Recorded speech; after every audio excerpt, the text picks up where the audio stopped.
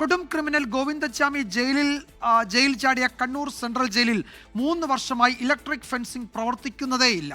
Fencing ഉടനെ പുനഃസ്ഥാപിക്കാൻ നിർദ്ദേശം നൽകിയിട്ടുണ്ടെന്ന് ജയിൽ മേധാവി ADGP ബൽറാം കുമാർ ഉപാധ്യായ പറഞ്ഞു. വിയൂർ ഒഴികെയുള്ള സെൻട്രൽ ജയിലുകളിൽ ഇലക്ട്രിക് ഫെൻസിംഗ് പ്രവർത്തിക്കുന്നില്ല എന്നാണ് കണ്ടെത്തൽ.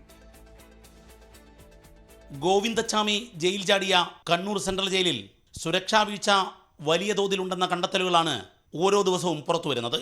കണ്ണൂർ സെൻട്രൽ ജയിലിലെ ഇലക്ട്രിക് ഫെൻസിംഗ് കഴിഞ്ഞ 3 വർഷമായി പ്രവർത്തിക്കുന്നില്ല എന്ന് കണ്ടെത്തി കഴിഞ്ഞു.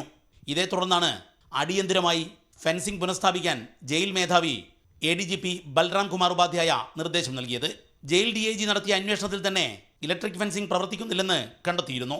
ഇതേ തുടർന്ന് ജയിൽ മേധാവി സംസ്ഥാന തലത്തിൽ നടത്തിയ അന്വേഷണത്തിൽ തൃശൂരിലെ വിയൂർ സെൻട്രൽ ജയിൽ ഒഴിച്ചുള്ള മറ്റൊരു ജയിലിലും ഇലക്ട്രിക് ഫെൻസിംഗ് പ്രവർത്തിക്കുന്നില്ല എന്ന് കണ്ടെത്തി.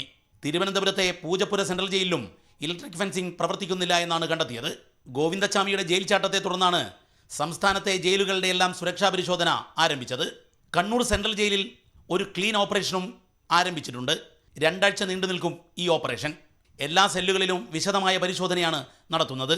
മെറ്റൽ ഡിറ്റക്ടർ ഉപയോഗിച്ചുകൊണ്ട് സെല്ലുകളുടെ മുക്കും മൂലയും അരിച്ചു പെറുക്കുന്നതാണ് ഈ നടപടി. ഇതുകൂടാതെ ജയിലിന്റെ കോമ്പൗണ്ട് വാൾ ഉൾപ്പെടെയുള്ള എല്ലാ സ്ഥലങ്ങളിലും പരിശോധന നടത്തി സുരക്ഷാ സംവിധാനം കാര്യക്ഷമമാക്കും.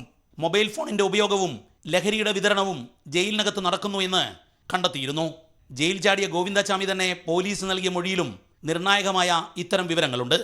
കണ്ണൂർ സെൻട്രൽ ജയിലിൽ നടന്ന വലിയ സുരക്ഷാ വീഴ്ചയെ തുടർന്നാണ് ജയിൽ മേധാവി കർശന നടപടിയിലേക്ക് കടന്നത്. ദീപക് ധർമ്മടം, 24 കോഴിക്കോട്.